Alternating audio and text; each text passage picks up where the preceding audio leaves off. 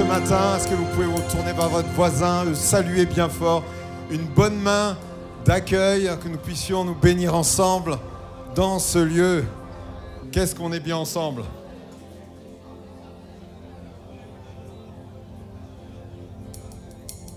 C'est bon, on va pouvoir louer et adorer notre Seigneur.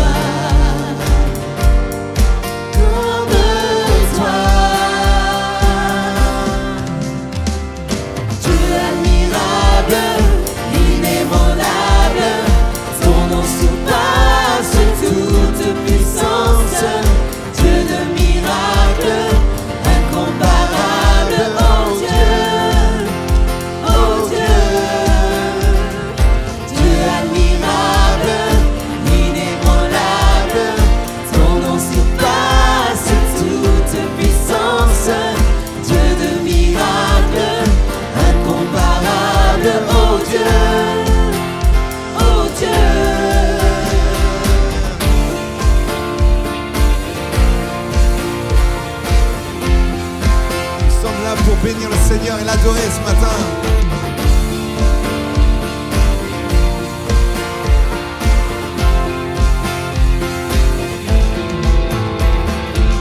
Si notre Dieu est pour nous, qui pourra nous arrêter? Et si Dieu est avec nous, qui sera contre nous? Si notre Dieu est pour nous, qui pourra nous arrêter? Et si Dieu est avec nous, qui sera contre nous?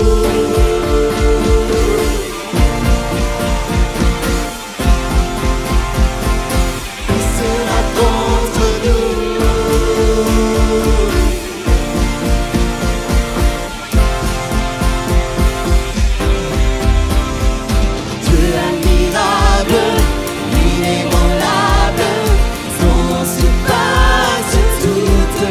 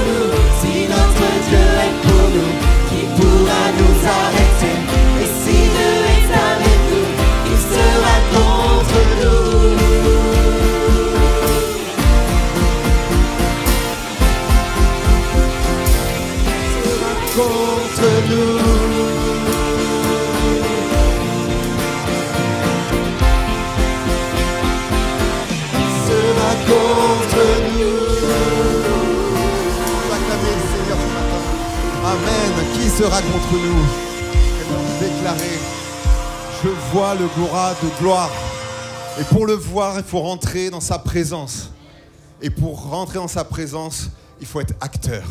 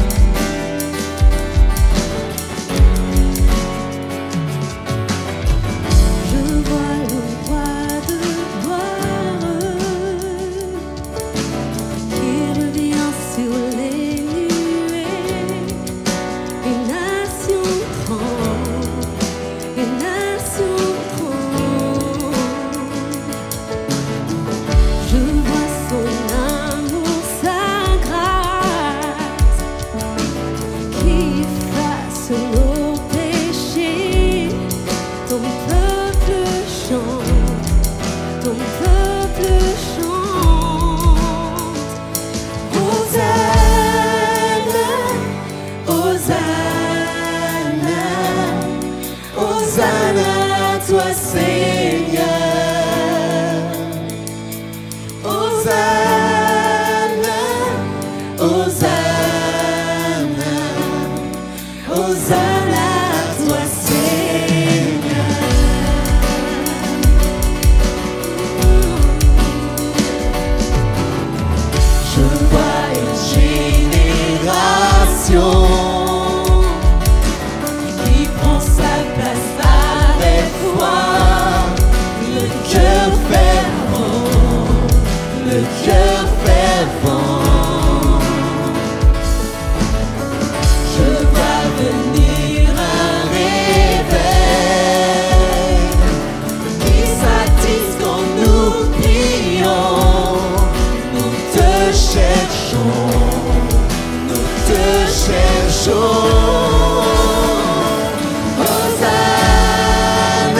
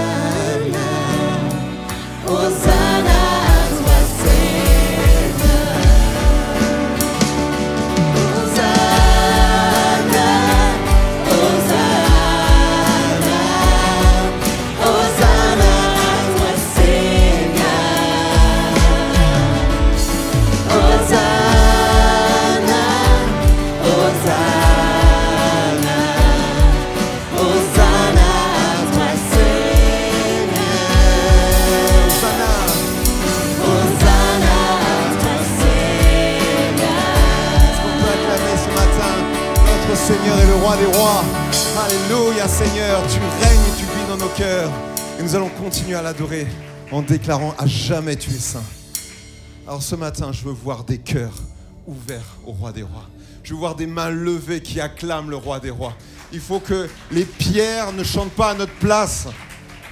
Que nous puissions déclarer Hosanna. Alléluia.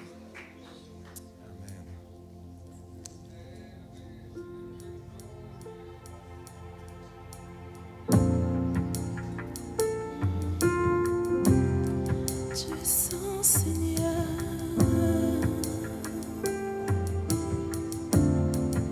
Saint Seigneur. Saint Seigneur. Saint Seigneur.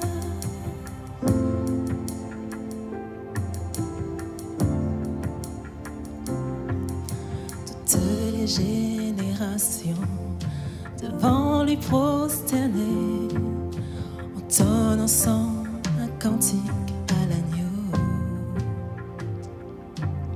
Ceux qui nous ont précédés et ceux qui nous suivront entonneront ce cantique à l'agneau. Ton nom est le plus grand, ton nom est tout puissant, ton nom est au-dessus de tout. Puissance, autorité, royaume et dignité, ton nom est au-dessus de tout. Et les anges acclament, tu es saint, l'univers proclame. Tu es saint, tu es glorifié, Dieu très saint, à jamais tu es saint.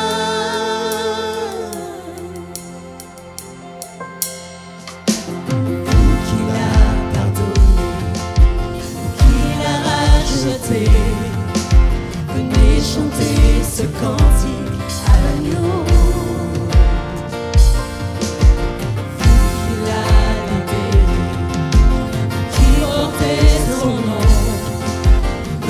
Chanter ce cantique à l'agneau.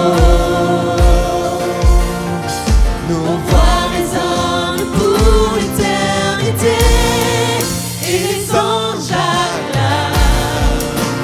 Tu es saint, l'univers proclame.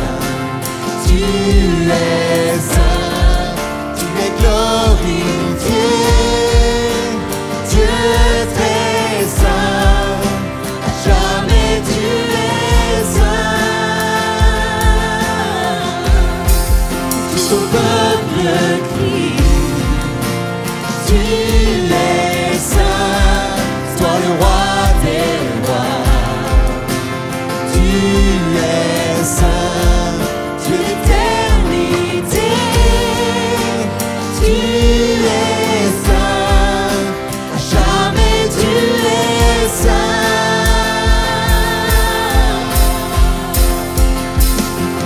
Ton nom est le plus grand, ton nom est tout puissant, ton nom est au-dessus de tout.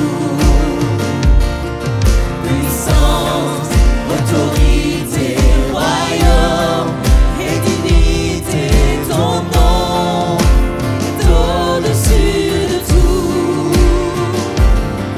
Ton nom est le plus grand, ton nom est tout puissant, ton nom est au-dessus de tout. Puissance, autorité, royaume et dignité, ton nom est au-dessus de tout. Et les anges acclament, tu es saint, l'univers proclame. Tu es saint, tu es glorifié, Dieu très saint, à jamais tu es saint.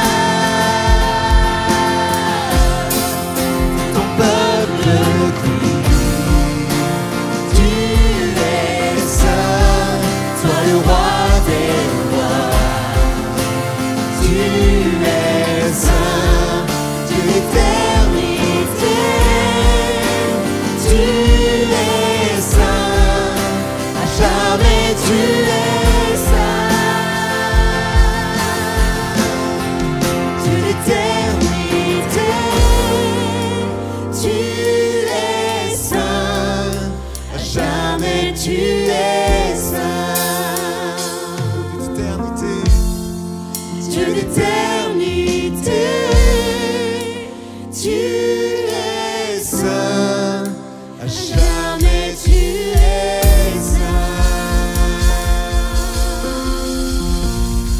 Alléluia, Jésus, à jamais tu es saint. Tu es saint, Seigneur. Oh, est-ce qu'on peut élever notre voix ensemble et adorer notre Seigneur? Seigneur Jésus, tu es saint. Tu es glorieux, Seigneur Jésus. Tout ce que nous voyons autour de nous nous montre combien ta puissance et ta présence est là, Seigneur. Tu as prévu, Seigneur, ma vie, Seigneur Jésus, au-delà de, Seigneur, de ma naissance. Tu connais toutes choses, Seigneur Jésus, dans le futur. Et Seigneur, te bénissons parce que je suis dans la paix, je suis dans la joie. Parce que tu me gardes, Seigneur Jésus, dans ta main puissante et bénissante. Tu es le roi des rois, tu es le Seigneur des seigneurs. Il n'y a aucun autre nom qui est au-dessus de toi, Seigneur. Et nous voulons déclarer que nous sommes ton peuple, nous sommes tes enfants, nous t'appartenons. Et Seigneur, si nous nous éloignons, tu viens nous chercher. Et nous déclarons que ton amour est présent dans ce lieu. Parce que tu es là, Seigneur Jésus, au milieu de ton peuple, Seigneur, pour bénir, pour guérir et restaurer, Seigneur. Alors reçois notre louange, reçois notre reconnaissance ce matin. Alléluia, merci Jésus. Alléluia, béni sois-tu Jésus.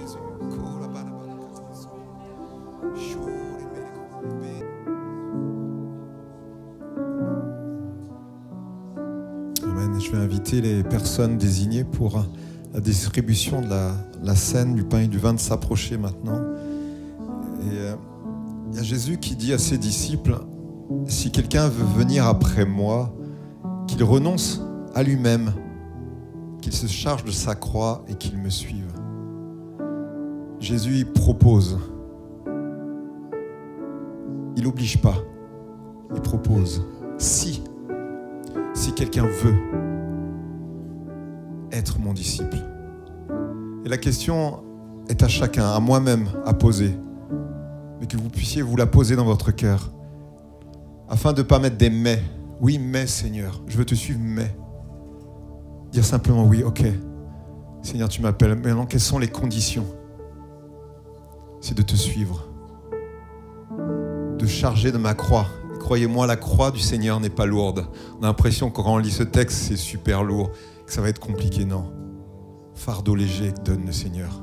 Justement pour t'amener à un endroit bon pour toi. Et lorsque nous écoutons la parole de Dieu, il y a un changement de pensée dans notre cœur, dans notre vie, dans le couple, dans la famille. Avant, on pouvait voir des confrontations. Et lorsqu'on suit la parole de Dieu, on voit de l'amour et des mots d'affection. Et nous puissions dire, Seigneur, oui, j'accepte. Lorsque tu me dis, si quelqu'un veut venir, vous puissiez lever votre main ce matin. Dire, moi aussi, même si j'ai 15 ans de conversion, peu importe, tu as 2 mois ou 15 ans, c'est la même chose, ce verset pour toi ce matin. Nous puissions dire, Seigneur, me voici pour toi. Amen. Vous pouvez rendre grâce.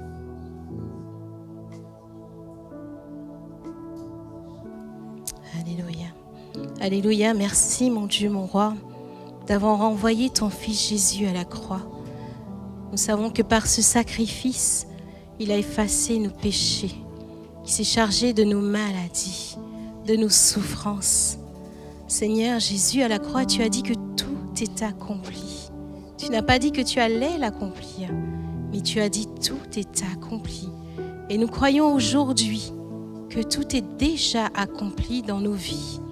Nous n'avons rien à craindre parce que tu as tout accompli à la croix. Alors oui, nous voulons nous souvenir de tes souffrances, de ce que tu as subi.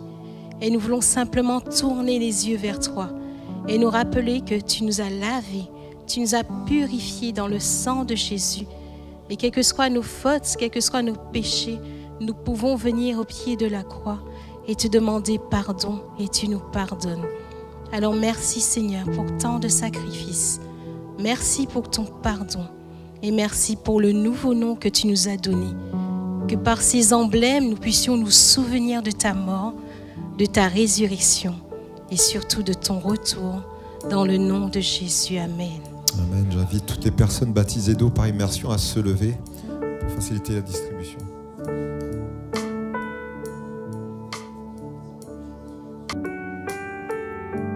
Chantons ensemble. Vers toi, Seigneur, j'élève ma voix.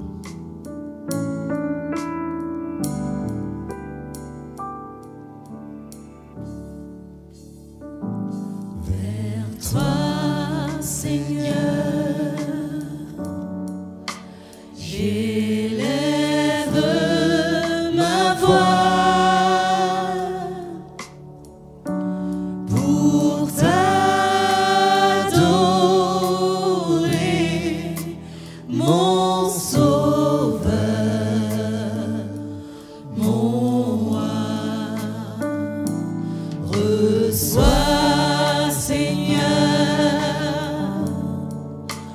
comme un doux parfum,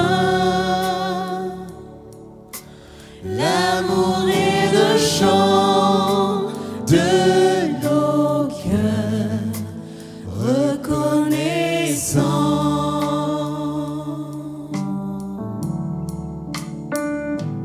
Vers toi, Seigneur,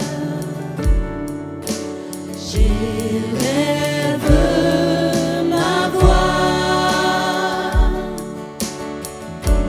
pour t'adorer,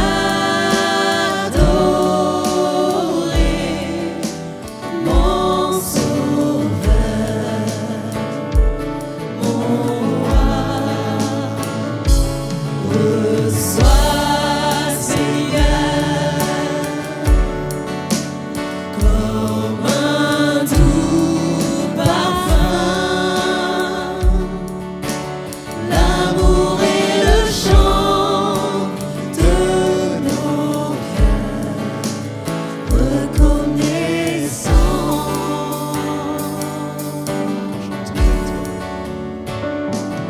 Vers toi, Seigneur, j'élève ma voix pour t'adorer, mon Sauveur, mon Roi. Reçois, Seigneur,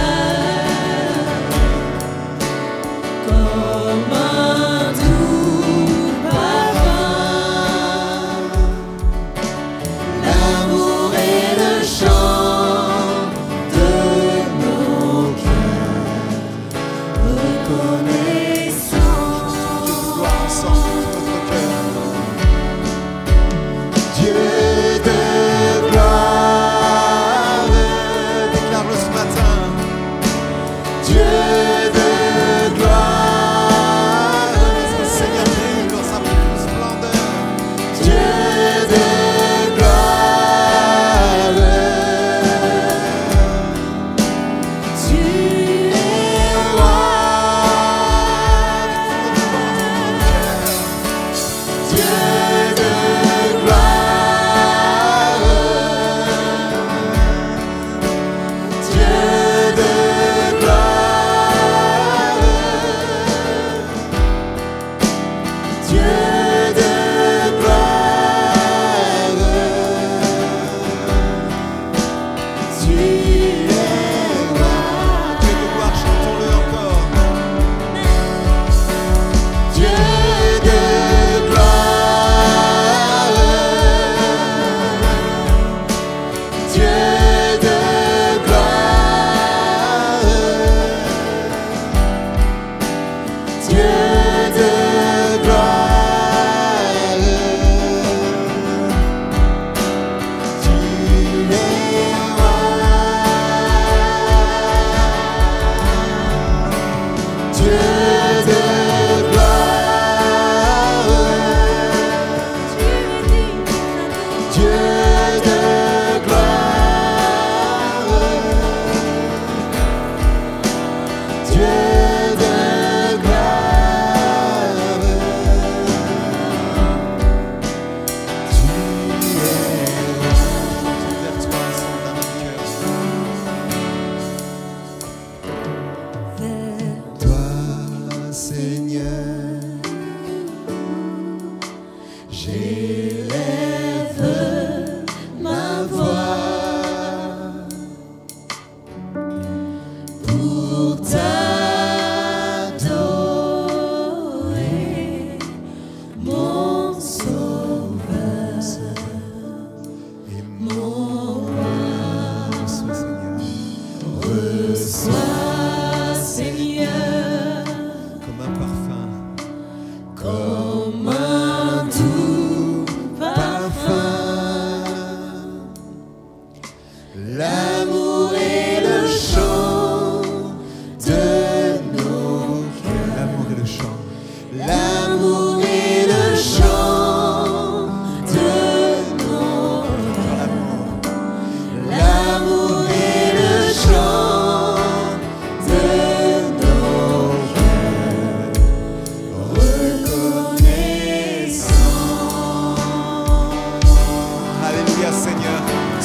Reconnaissant, Seigneur Jésus. Reconnaissant, Seigneur. Alléluia, béni soit ton nom. Seigneur, tu es bon. Alléluia, notre Dieu est bon, amen. Amen, amen, et encore amen. Frères et sœurs ont passé pour les offrandes, il y a 2 passages, un pour l'église, un pour la construction. Et vous savez que dans la Bible, il nous est dit que l'âme généreuse sera comblée. Amen. Attendez. L'âme généreuse sera comblée. Ok, c'est déjà pas mal. Celui qui arrose sera lui-même arrosé. Amen. Le principe biblique, et vous voyez, il y a 2 versions, soit rassasié, comblé, et que nous puissions voir vraiment lorsque nous donnons. Et la même image, vous savez, on n'aime pas être dans l'insécure. Vous savez, qui aime, pas trop à l'aise. Le Seigneur nous demande de faire confiance. Et la question que je me pose, c'est financièrement, jusqu'à combien je dois avoir sur mon compte pour être à l'aise? Waouh! Attention, on est en France. Est-ce que c'est 500 €, 1000 €, 10 000? Est-ce qu'il faut que j'ai 50 000 pour dire Seigneur, ah oui, là c'est ok. Là, je vais pouvoir te donner un peu parce que voilà, j'assure mes arrières. Seigneur, là, nous dit que n'aie pas peur. Si tu es généreux, et encore j'insiste sur la générosité, ça veut dire qu'il n'y a pas d'obligation. C'est un acte d'amour. On donne de tout notre cœur. Donc, on y va. Seigneur, c'est à toi, et même j'ai oublié lorsque je t'ai donné. Eh bien, on sera arrosé. On sera arrosé. Ne pensons pas, moi le premier, que par nos forces, nous allons réussir à nous enrichir, avoir une belle voiture, une belle maison, etc. Ce qui n'est pas mauvais. Mais le Seigneur nous dit, soyons généreux. Amen. Seigneur, merci parce que tu es celui, Seigneur mon Dieu, qui fait croître les choses, Seigneur. Et Seigneur mon Dieu, c'est vrai que tu n'as pas besoin de notre argent, Seigneur, mais parce que tu peux accomplir de grandes choses encore aujourd'hui, Seigneur, mais tu veux voir la disposition de notre cœur, Seigneur. Et tu veux voir notre fidélité au travers de nos bénédictions, Seigneur. En ce matin, Seigneur mon Dieu, que tout ce que nous avons, tout ce que nous possédons, Seigneur, tu nous dis que nous sommes des ambassadeurs, Seigneur. C'est des choses que tu nous as confiées, Seigneur. Et tu nous as confié un salaire. Et par ta grâce, nous avons accès à un travail, Seigneur. Nous te louons pour cela, Seigneur. Et nous voulons te dire merci, Seigneur mon Dieu, pour ces offrandes, Seigneur. Ces 2 offrandes qui ont été données ce matin, Seigneur. Tu désires que nous puissions semer, Seigneur, dans ta maison, Seigneur. Et c'est toi qui feras croître, Seigneur. Alors, Seigneur mon Dieu, que ces offrandes soient des bénédictions pour l'Église, Seigneur. Pour les projets d'offres, pour tout ce qui est offrande, Seigneur. Et pour tout ce qui est projet de construction, Seigneur. Oui, Seigneur mon Dieu, tu as vu dans quel environnement nous te servons, nous te louons, nous t'adorons. Tu as vu que chaque dimanche, nous sommes de plus en plus nombreux à venir dans ta maison. Et nous te donnons gloire pour cela. Mais tu as vu que nous désirons grandir, Seigneur. Parce que tout ce que tu as créé, Seigneur mon Dieu, croît. Les arbres des champs croient, Seigneur. Ils portent des fruits, Seigneur. Et comme c'est ça, nous voulons porter des fruits pour ta gloire, Seigneur, dans cette église locale, Seigneur. Alors bénis chacun d'entre nous, Seigneur. Que nous soyons vraiment des semeurs pour ta gloire, Seigneur, mon Dieu. Et nous puissions voir les fruits dans les jours, dans les mois, dans les années à venir, Seigneur. Et que ton nom soit loué. Alors bénis nos pasteurs aussi, Seigneur, mon Dieu, qui disposeront de ces finances. Bénis Franck le trésorier, Seigneur, mon Dieu, afin qu'il y ait de la sagesse dans tout ce qu'ils vont entreprendre pour ta gloire, Seigneur. Et bénis aussi ton peuple qui a semé ce matin et qui soit doublement béni, Seigneur, dans le nom de Jésus. Amen.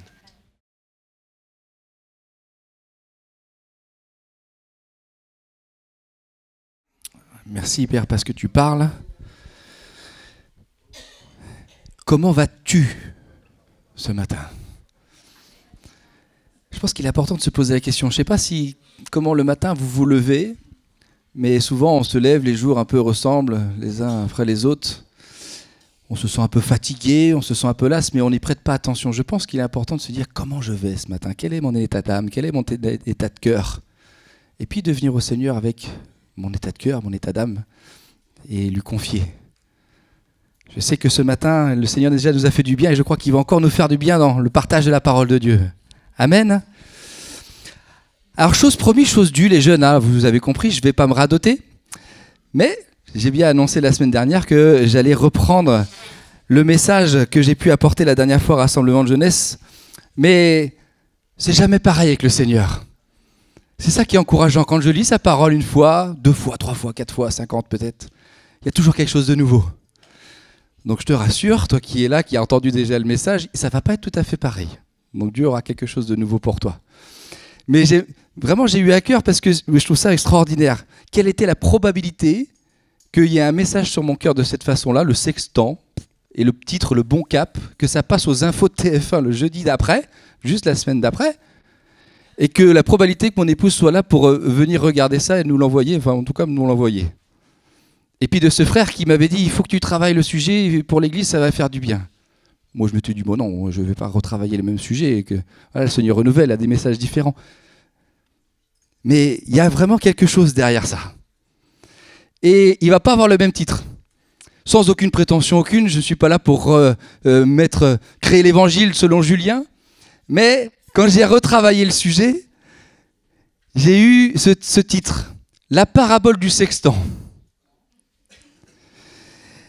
Et je dirais en commençant, le royaume ressemble à un homme qui s'est équipé d'un sextant, qui a appris à l'utiliser et qui l'utilise avec sagesse et discernement. Qu'est-ce que c'est qu'un sextant? Alors les jeunes maintenant savent ce que c'est, mais c'est quand même bien de se poser la question. C'est ce petit outil. Alors, comme je l'ai dit aux jeunes, j'ai commandé ça sur Internet. Je m'attendais à avoir quelque chose de plus gros, donc malheureusement, j'ai fait un PowerPoint pour que vous puissiez le voir un peu plus précisément. Normalement, c'est un outil qui fait 4 fois cette taille-là. Hein. Mais voilà, vous avez une petite représentation. Déjà, vous voyez, je le prends déjà dans le mauvais sens. On le verra très clairement. Tu peux envoyer la première slide si tu veux bien. Donc il y a une partie de visée où j'ai placé mon œil ici même.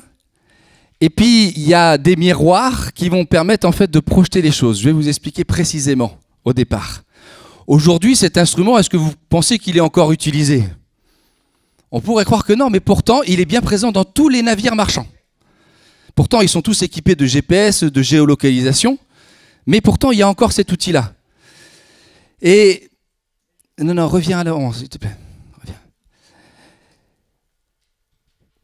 Pour introduire en disant que le royaume de Dieu ne fonctionne pas comme le monde fonctionne. Aujourd'hui, c'est vrai, le bateau, il a ce système de géolocalisation. Dès qu'il y a une déviance, dès qu'il part un peu à droite, un peu à gauche, qu'est-ce qui se passe? Tout se paramètre automatiquement. Et puis le gouvernail est remis dans le bon sens pour que le cap soit réorienté tout de suite. Mais ce n'était pas comme ça que ça se passait à l'époque. Et le royaume de Dieu n'obéit pas à ce genre de code. Vous savez, ce genre de code où on se dit « Tiens, je vais mettre une pièce dans la machine et puis Dieu va forcément répondre. » Ou alors j'ai demandé quelque chose, ça va tomber tout de suite. Non, le royaume de Dieu ne fonctionne pas comme ça. Même s'il est vrai que des fois, Dieu peut répondre instantanément. D'accord? Et même, il nous donne bien même au-delà de ce qu'on a demandé. Je ne suis pas en train de dire qu'il n'est pas capable. Hein. Mais il y a certains codes, certains règles qu'on va essayer de voir un peu ce matin ensemble. Et j'ai pris 2 textes en introduction, le premier en Ecclésiaste chapitre 1 verset 9 qui nous dit que ce qui a été, c'est ce qui sera, et ce qui s'est fait, c'est ce qui se fera. Il n'y a rien de nouveau sous le soleil, rien de nouveau. Alors c'est vrai, vous pouvez me dire, on envoie des fusées sur la Lune, même plus loin que ça. Oui, c'est vrai, l'homme s'est doté d'une intelligence que le Seigneur a donnée, hein, n'oublions pas, et il fait des choses qui sont bien différentes d'auparavant, mais quand on regarde ce que par exemple les Égyptiens avaient fait, aujourd'hui on est incapable d'expliquer la technologie. Bon. Est-ce qu'il y a quelque chose de nouveau sur le soleil? Est-ce que finalement on est plus évolué?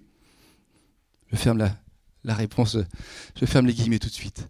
Un autre texte nous dit qu'il ne faut pas nous conformer au siècle présent, mais que nous soyons transformés et par le renouvellement de l'intelligence, afin que vous discerniez, que nous discernions quelle est la volonté de Dieu, ce qui est bon, agréable et parfait. La vie, c'est un voyage. Un voyage qui n'est pas si simple, hein, qui est tourmenté de bien des choses. Avant de commencer à étoffer ma prédication, j'aimerais donc revenir sur l'utilisation de cet outil-là. Ne vous soyez pas surpris quand je lève le doigt, hein, c'est que je demande qu'il y ait la slide qui apparaisse. La première des choses, c'est d'utiliser l'outil. On n'est pas sur un bateau. On est sur la terre ferme, là la personne est sur le ponton, moi j'imagine que la personne est sur une falaise. Et elle va regarder à l'horizon, de se dire où est-ce que je vais. Et à partir de là, avec l'outil, elle va pouvoir se dire où est-ce que je suis réellement en prenant une carte, Et puis voilà, se dire, cette direction vers laquelle je pointe, je dois me rendre. Ensuite, l'outil est fait de 2 miroirs. Il y a un premier miroir qui se trouve ici, et un deuxième qui se trouve en face, mais il y a la moitié en fait où il y a un miroir, et l'autre moitié où c'est une vitre. C'est qu'en fait, sur la vitre, je vais regarder l'horizon, et sur le miroir à droite, je vais aller chercher avec l'autre miroir qui est là, le soleil, ou un astre la nuit, si bien sûr je navigue la nuit. Mais là, en l'occurrence, on va prendre l'exemple du soleil. Et ensuite, avec la petite molette qui se trouve sur le côté, là, eh bien, je dois ramener l'appareil à ce que le miroir vienne se projeter dans l'autre miroir et que le soleil soit au niveau de l'horizon. D'accord ? Et à partir de ce moment-là, je viens bloquer le système. Tout a de l'importance, hein, retenez bien. Ensuite, donc j'ai bloqué le système, mais je vais encore affiner. Il y a une autre molette qu'il n'y a pas sur celui-ci parce que c'est un sextant de décoration. Une autre petite molette qui permet de vraiment bien ajuster sans avoir à regarder, mais j'ajuste bien pour être sûr que je sois sur la bonne ligne d'horizon. D'accord ? Une fois que ça fait, tu peux passer, je dois noter l'heure à laquelle je fais l'observation. Et sur le sextant, j'ai une gradation. Ici, je viens indiquer la gradation, l'angle en fait, que je viens, l'angle du soleil par rapport à l'horizon. D'accord ? Et c'est là que ça se complique un peu, parce qu'on pourrait se dire, c'est simple, ça y est, j'ai ramené l'horizon, j'ai mis l'astre, du coup je vais pouvoir tout de suite me positionner sur une carte. Mais non, il y a quand même un nombre de facteurs assez importants à respecter, notamment pourquoi ? Parce que la Terre, vous le savez, n'est pas plate, elle est ronde, et que quand je regarde à l'horizon, je vais avoir une inclinaison. D'accord ? Il y a aussi le fait que la Terre ne tourne pas rond. Elle tourne pas rond, si, elle tourne rond. Mais elle tourne un peu de biais, c'est là que je vais vous emmener.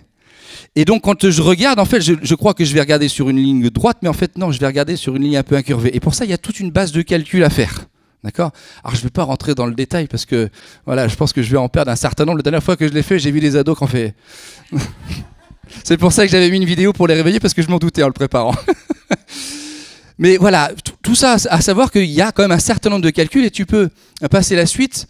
Là aussi, j'ai voulu pas vous encombrer. En fait, ce sont ce qu'on appelle l'almanach nautique, d'accord, où c'est les bases de données en fait qui nous dit à telle heure, eh bien comment dire, les astres se trouvent à tel positionnement et du coup je vais venir repérer le calcul que je dois faire pour ramener l'angle que j'ai. Voilà, je ne vais pas rentrer dans le détail.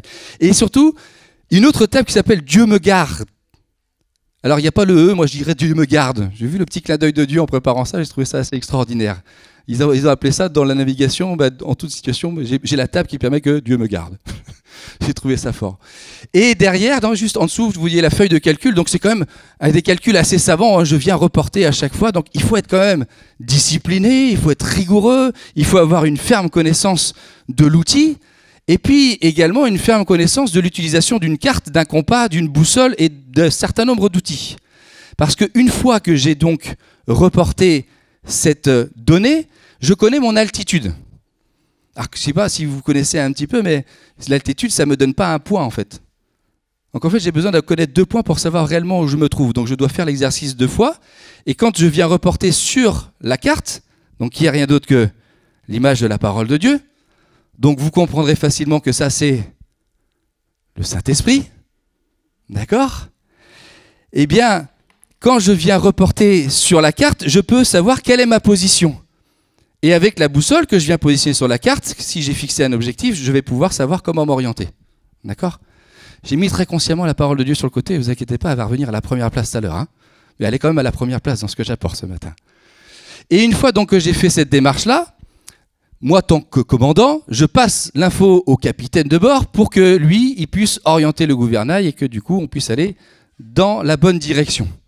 Donc vous vous imaginez bien que quand la mer est calme, c'est pas trop compliqué, je prends une mesure à des espaces plutôt espacés, hein, mais quand je suis ballotté, et on le verra tout à l'heure, il est nécessaire de peut-être faire la démarche différemment.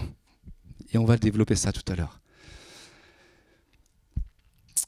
Donc le cas pratique, maintenant qu'on sait comment et à quoi sert un sextant, où est-ce que tu veux en venir, Julien ?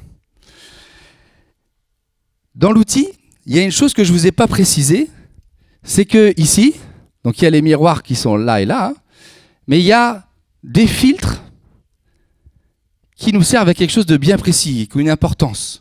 Vous imaginez bien que si on va regarder le soleil, on ne peut pas le regarder. Alors je m'adresserai tout particulièrement à quelqu'un qui peut-être cherche le Seigneur, qui ne le connaît pas, et qui cherche à le voir. Sans un filtre, tu ne peux pas le voir. C'est lui qui a créé le soleil. Comment voir celui qui est plus brillant que le soleil? C'est pas possible. Donc il te faut mettre un filtre. Et ce filtre, c'est Jésus-Christ. Nous l'avons chanté tout à l'heure, Dieu est 3 fois saint. Et moi, je ne suis pas saint. Je suis 3 fois malsain. C'est pour choquer un peu les esprits, mais... Et si je veux venir dans la présence de Dieu, j'ai besoin d'avoir un filtre, j'ai besoin d'avoir un avocat. Et quand vous prenez la première image qu'on a vue tout à l'heure, la personne était en hauteur. Ça a de l'importance parce qu'en fait, dans le calcul, il faut qu'elle abaisse la hauteur sur laquelle elle se trouve. Même sur le bateau, elle doit prendre la hauteur du bateau. Et c'est ça quand on rentre dans la vie chrétienne. On doit accepter de s'humilier, de descendre peut-être de notre piédestal, de se rabaisser. Pourquoi? Pour pouvoir, comme il est dit en Matthieu 13 ici, d'entrer par la porte étroite. Parce qu'il nous est dit que large est la porte, spacieux est le chemin qui mène à la perdition. Et il y en a beaucoup qui entrent par là. Mais étroite est la porte, resserrez le chemin qui mène à la vie, et il y en a peu qui la trouvent. Il y en a peu qui la trouvent. Et c'est pour ça qu'il y a une vraie démarche d'humilité. Il y a une vraie recherche, une vraie quête. Vous avez compris toute la technicité qu'il peut y avoir dans cet outil. Les choses sont très simples avec l'Évangile. J'ai juste à lire la parole, à croire que ce que Jésus a fait pour moi, et que je suis un pécheur et que je ne peux pas me présenter devant Dieu tel que je suis, mais que Jésus-Christ a payé le prix pour moi. Et une fois que j'ai fait cette démarche, il y a ce que nous appelons la nouvelle naissance. Tu peux passer. Le Seigneur nous dit que les péchés commis ne sont plus, ils ne sont même pas couverts, comme le disait l'Ancienne Alliance, ils sont derrière. Le Seigneur, Dieu ne le voit même pas. Il a fait de toi, il a fait de nous des nouvelles créatures. Et peut-être qu'il est toi qui es là ce matin, il veut faire de toi une nouvelle créature. Et là aussi, on a un certain nombre de confirmations dans la parole qui nous assurent que même si nous retombons, et nous retombons. Moi, je dis, Seigneur, bien souvent, mais pourquoi encore j'ai chuté? Pourquoi? Tu as fait de moi une nouvelle créature. Pourquoi je retombe? En plus, je le sais. En plus, je sais je le connais, l'outil. Je sais qu'avec ton esprit, je pourrais arriver à l'aide de ta parole. Tu as dit que tu m'aiderais dans ces situations-là, que je pourrais résister. Mais pourtant, je chute. Mais la parole nous dit que voilà, mes petits enfants, je vous écris ces choses afin que vous ne péchiez point. Mais, et si quelqu'un a péché, nous avons un avocat auprès du Père, Jésus-Christ, le juste. Et cette démarche de foi, de reconnaître que nous sommes pécheurs et de reconnaître que Jésus a payé le prix, et d'avoir foi que parce qu'il est mort pour moi, mais également qu'il est ressuscité pour moi, ça m'offre la vie éternelle. Ça m'assure la vie éternelle. Et donc j'ai bloqué, vous savez, j'ai bloqué la direction. Je suis en route vers l'éternité. Mais comme on l'a vu, il y a un certain nombre de réglages aussi qu'il va falloir faire après.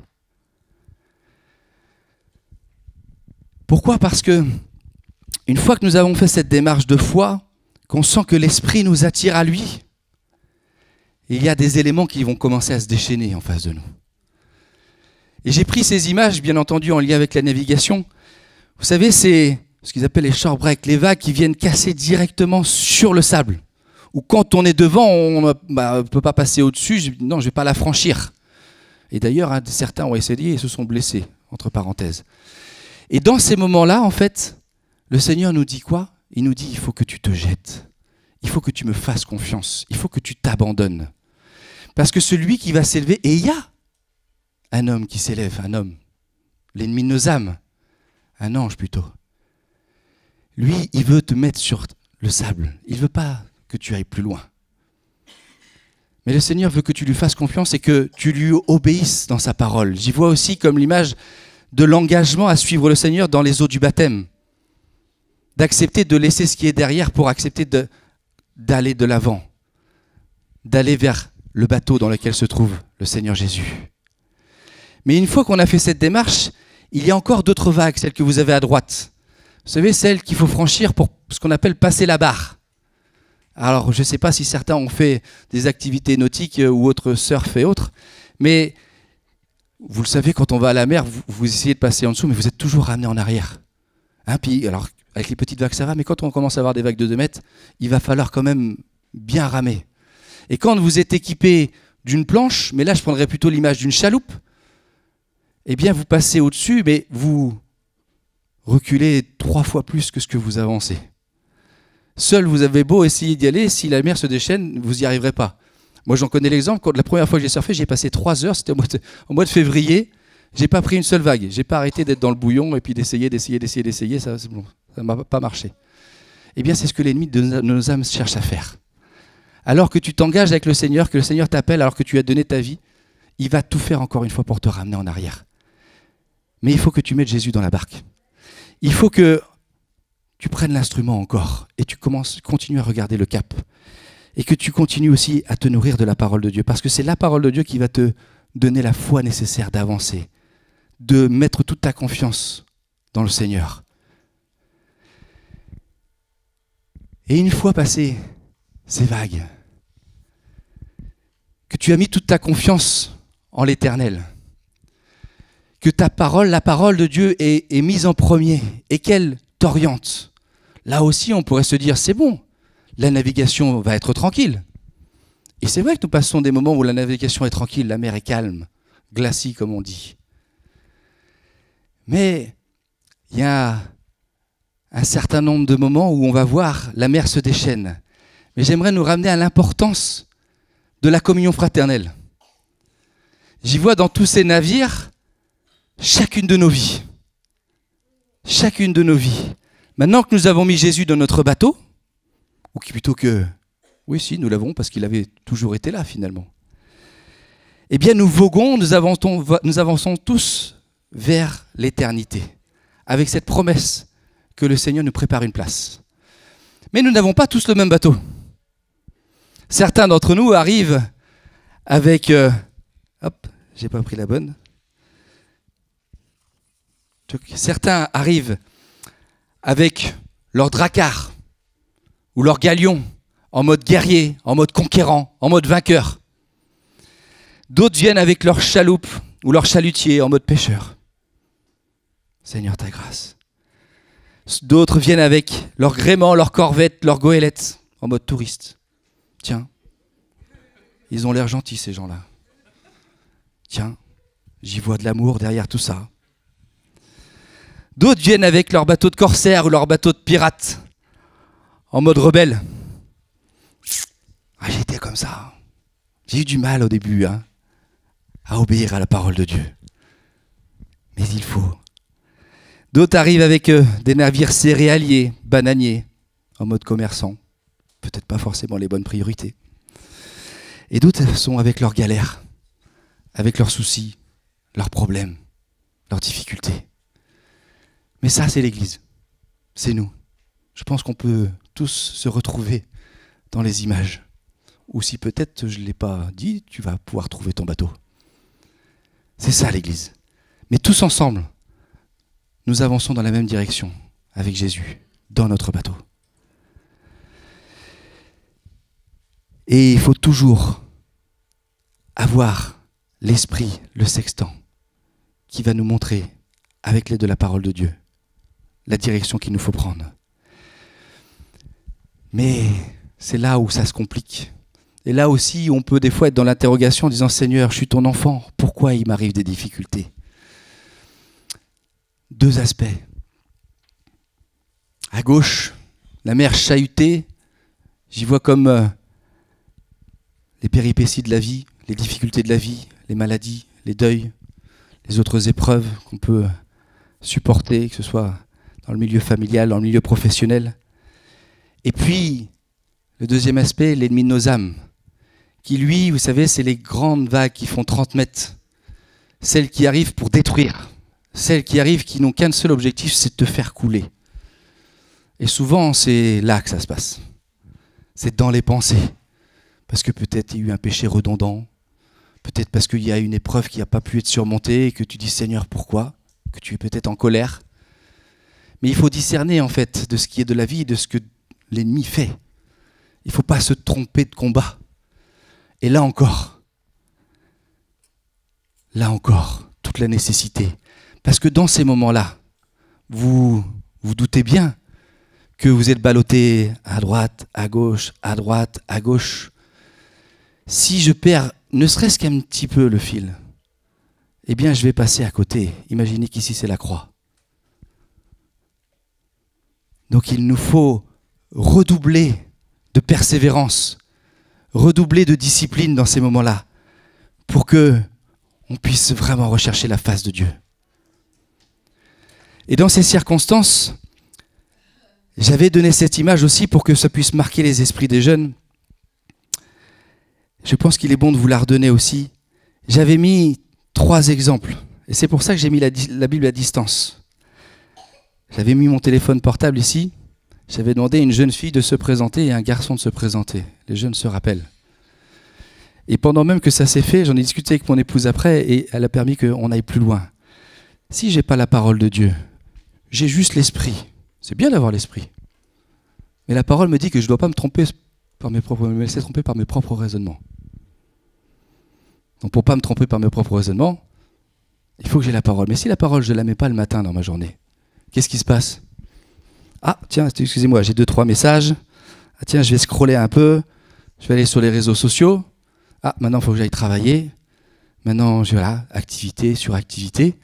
Et puis, arrivé le soir, je suis fatigué. Et la parole, elle passe à côté. Mais il y a aussi les relations. Là, je prendrai juste l'exemple du jeune homme où j'avais dit tiens, tu viens faire un basket. Bah oui, moi j'aimais le basket, lui il aimait pas le basket, il aimait le foot. Si je mets pas la parole de Dieu, je vais lui dire non, viens, moi j'ai envie de faire un basket. Mais si du coup je mets la parole, je dis toi t'aimes le foot, ok. Ben, je vais chercher à me faire tout à tous, je vais chercher en fait à le gagner à la cause de Christ. Et puis comme je serai nourri de la parole de Dieu, on va partager un petit bout de parole au passage. Et puis de mon témoignage. Parce que mon objectif ne va pas être juste, et c'est pas mal, de prendre du temps libre, mais de pouvoir aussi, dans ce moment-là, obéir à ce que le Seigneur me demande, d'aller et de gagner les personnes à Christ. Donc il est important que la parole soit remise à sa bonne place. Parce que comme nous le voyons là sous ces images-là, la vie n'est pas un fleuve tranquille. On aimerait bien, mais je pense que nous passons tous par des moments difficiles. Plus ou moins, peut-être pour certains. J'aimerais que on puisse prendre un texte ensemble qui se trouve en Actes 27,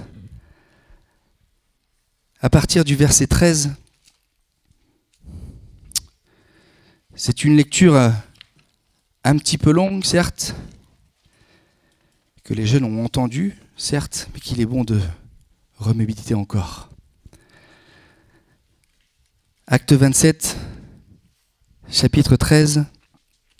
Pour mettre un petit peu de contexte, donc nous avons l'apôtre Paul qui est ici emmené prisonnier pour aller devant César.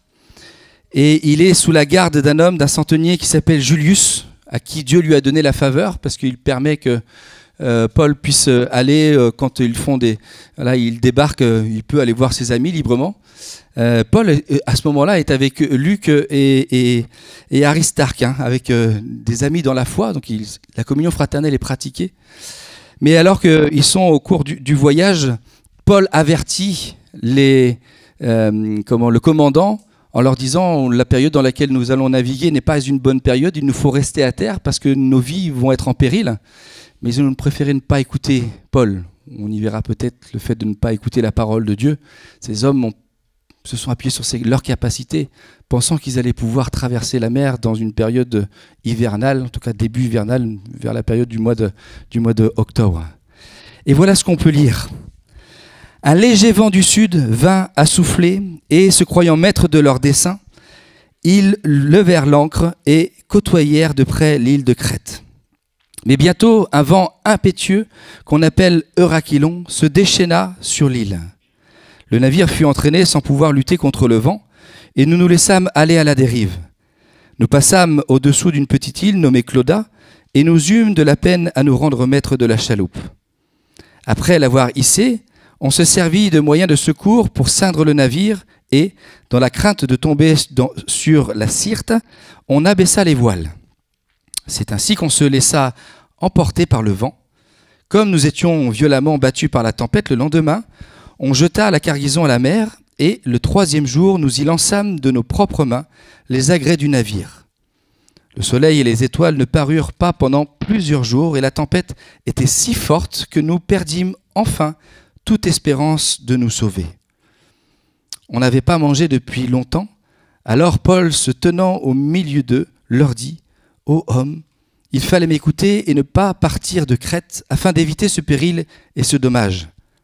Maintenant, je vous exhorte à prendre courage, car aucun de vous ne périra, et il n'y aura de perte que celle du navire.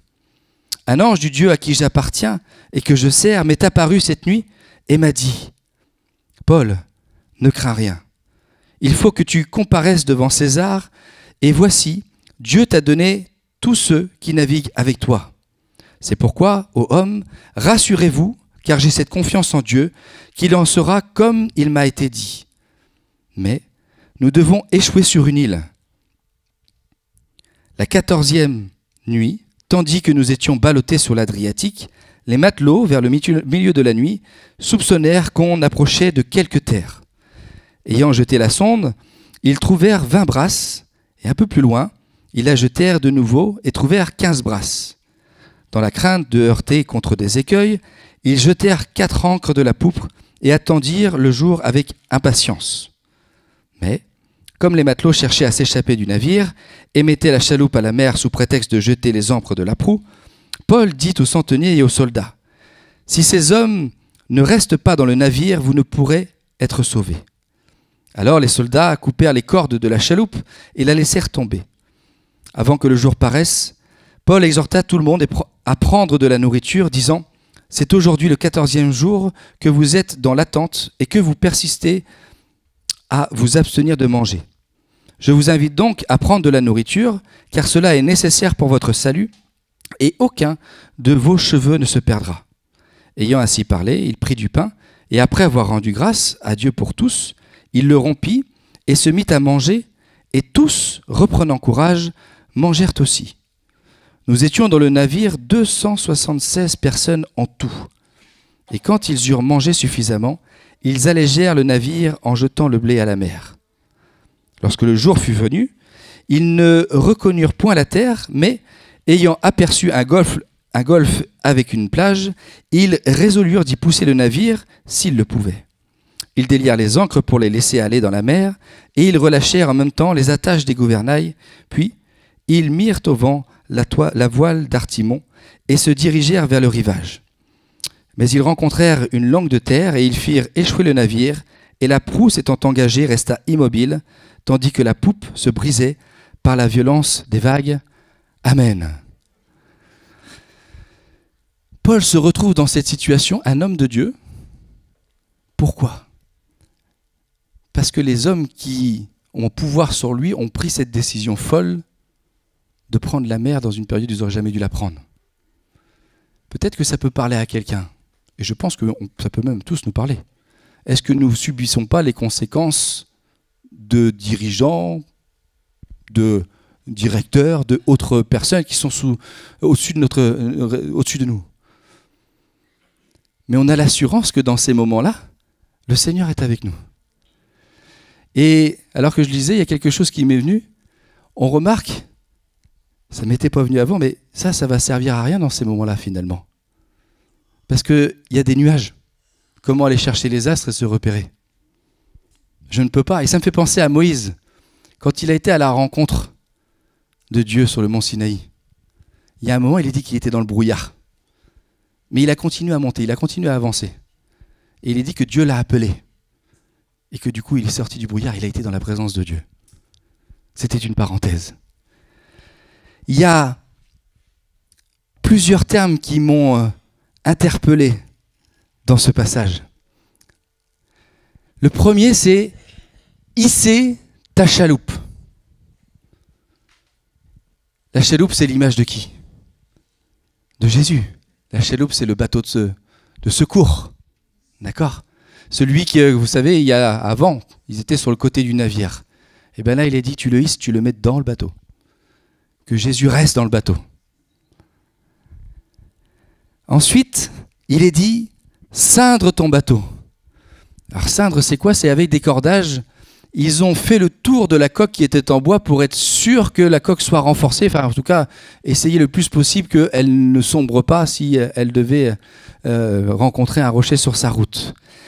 C'est l'image de nous renforcer dans la parole de Dieu, avec l'assistance, encore une fois, du Saint-Esprit.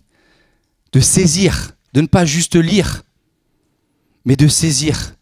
Des fois, il est nécessaire de peut-être lire 2-3 versets et de s'arrêter. Et Seigneur, passe sur mon cœur. Qu'est-ce que tu as à me dire là? Vous savez, des fois, on lit, on se dit, je ne comprends pas, Seigneur. Bah oui, mais c'est parce qu'on ne s'arrête pas forcément. Je veux méditer, Seigneur. À l'aide de ton esprit, viens passer sur mon cœur. Il est dit ensuite, abaisser les voiles. Là aussi, surprenant. Moi, personnellement, j'aurais qu'une envie, c'est de sortir de cette tempête. Utiliser la force du vent pour filer le plus vite possible. Eh bien non. Dans ces moments-là, il faut peut-être accepter que le temps de Dieu, c'est le temps de Dieu. Et que je passe par la tempête parce que peut-être j'ai des choses à comprendre. Peut-être j'ai besoin que ma foi soit musclée, que ma confiance en Dieu devienne plus forte encore. Donc n'attends pas. Laissons le temps de Dieu s'accomplir. Ensuite, jetez tes gardaisons inutiles. Vous comprendrez facilement tout ce qui n'est pas à la gloire du Seigneur, que ça sorte du navire. Tous ces péchés qui empêchent de pouvoir être totalement affermis, de pouvoir saisir toutes les promesses que Dieu a données, même si nous avons un Dieu de grâce. Mais il y a un cap à passer. Quand je suis dans l'obéissance, quand j'accepte de dire, Seigneur, oui, il y a ces choses qui ne sont pas à ta gloire, je veux m'en dépouiller. Je veux vider, je veux enlever ça de mon bateau. Ensuite, il est dit, lancer de tes propres mains les agrès de ton navire. C'est intéressant le fait qu'ils aient dit là, avant ils n'ont pas dit, tu jetteras de tes propres mains la cargaison. Qu'est-ce que c'est que les agrès du navire? Alors, c'est vous savez, les roulis qui prennent les cordages, tout ce qui permet en fait de pouvoir permettre d'avancer dans la bonne direction, pas le gouvernail, mais tout ce qui est sur le bateau, mis à part la voile, qui permet en fait d'orienter le bateau. Et là, il dit, c'est à toi de tes propres mains. Il faut accepter que Jésus soit le commandant du bateau. Accepter que c'est lui qui doit prendre la première place, que c'est lui qui doit diriger les choses. Et lui faire confiance encore une fois. Ensuite, il est dit, jetez la sonde. Oh mon Dieu, sonde mon cœur, vois sur quelle voie je me trouve.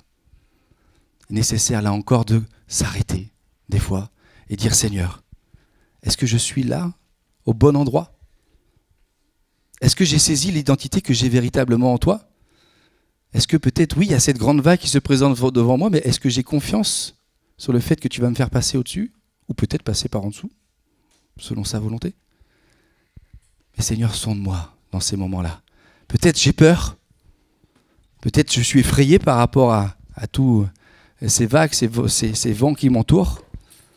Mais dans ces moments, Seigneur, sonde mon cœur et rassure-moi. L'étape d'après, c'est jeter les ancres de la poupe. La poupe, c'est l'arrière du bateau. Imaginez, il y avait 4 ancres qui ont été jetées, et c'est pour que le navire se tienne bien droit dans le cap. Rappelez-vous, on ne peut pas voir, puisque du coup, il n'y a pas les étoiles. Donc ils étaient certainement dans le bon cap, et ils ont dit, pour être sûr qu'on va droit et qu'on ne va pas aller à droite et à gauche et se retrouver sur les récifs, ils jettent. Qu'est-ce que c'est d'autre que s'enraciner? De jeter mes ancres dans la parole de Dieu, de sonder les Écritures et de m'enraciner dedans. Ensuite, c'est couper les cordes de la chaloupe. Là, vous allez me dire, Julien, on ne va pas mettre Jésus en dehors du bateau quand même. Non, moi j'y vois comme l'image de toutes ces bouées de sauvetage qui peut y avoir autour de nous, toutes ces ruses que l'ennemi va placer devant nous, où on va vouloir se raccrocher pensant que ça va nous sauver de la situation. La seule bouée, c'est Jésus. Il n'y a pas d'autre bouée. Alors, si, il y en a d'autres, hein, mais c'est une tromperie. La seule bouée, c'est Jésus. Prendre de la nourriture, là encore, dans le voyage, toujours. Nous sommes ramenés à la parole, toujours et toujours. Et dans ces moments, et c'est là c'est difficile, alors que nous pouvons passer par la tempête, que nous sommes accablés par le deuil, la maladie, bien autre chose, il nous faut rendre grâce. Le Seigneur a donné, le Seigneur a repris, que son nom soit béni. Et ça c'est difficile, hein, mais nous devons rendre grâce au Seigneur pour tout. Merci pour l'épreuve, Seigneur, parce que dans l'épreuve tu façonnes mon caractère. Dans l'épreuve tu m'as fermé. Dans l'épreuve, eh bien peut-être tu vas me parler d'une manière différente. Et tu vas me parler d'une manière différente. Donc n'oublions pas, rendre grâce. Le point d'après, c'est alléger ton navire en jetant le blé à la mer. Il y a des périodes où il nous faut peut-être jeûner. Où il nous faut combattre d'une manière toute particulière. Et c'est ça cette image de jeter le blé. De placer un temps tout à fait particulier devant le Seigneur en lui demandant précisément « Seigneur, qu'attends-tu de moi? Pourquoi je vis cette situation ?» Mais je rappelle que le jeûne, la première chose, c'est détacher les liens à la méchanceté. Peut-être il y a des choses qui sont là dans mon cœur, qui ne sont pas à ta gloire, et que tu veux purifier dans ces moments de jeûne. Ça doit être l'objectif premier du jeûne. Ensuite, c'est délier les ancres et relâcher les attaches des gouvernails. Alors là, c'est perte de contrôle totale, hein. Jésus est aux commandes, mais là, j'accepte de m'abandonner totalement. Je coupe les ancres, tout ce qui peut me rattacher aux choses du monde. Et Seigneur, voilà, je m'abandonne totalement. Jusqu'à même accepter d'aller faire échouer mon propre navire. L'échec. Est-ce que c'est une fin en soi, l'échec? Non. L'échec, tout dépend de la manière dont on se positionne pour surmonter l'échec. Moi, je vois l'échec comme une victoire, hein. Ça va me permettre de me rendre compte peut-être des erreurs que j'ai faites ou des choses qu'il ne va pas falloir reproduire. Mais il ne faut pas se laisser accabler par l'échec. C'est une bonne chose, l'échec. On apprend dans l'échec, c'est même bien plus formateur que les victoires. Acceptons que le Seigneur, des fois, permette des échecs dans nos vies. Mais là encore, pour nous faire grandir. Le dernier verset. Dans toutes ces choses, qu'est-ce que la parole de Dieu est extraordinaire? Dans toutes ces choses, nous sommes plus que vainqueurs. Mon frère, ma sœur, tu es plus que vainqueur. Dans toutes les tempêtes, dans tout ce que l'ennemi peut essayer d'ériger contre toi, tu es plus que vainqueur. Même si ça fait des années, tu es plus que vainqueur. Par celui qui nous a aimés. Mais il faut avoir cette ferme assurance que ni la mort, ni la vie, ni les anges, ni les dominations, ni les choses présentes, ni les choses à venir, ni les puissances, ni la hauteur, ni la profondeur, ni aucune créature, entre parenthèses, rien ne nous séparera de l'amour de Christ, de Dieu, manifesté en Jésus-Christ, notre Seigneur. Rien. Amen.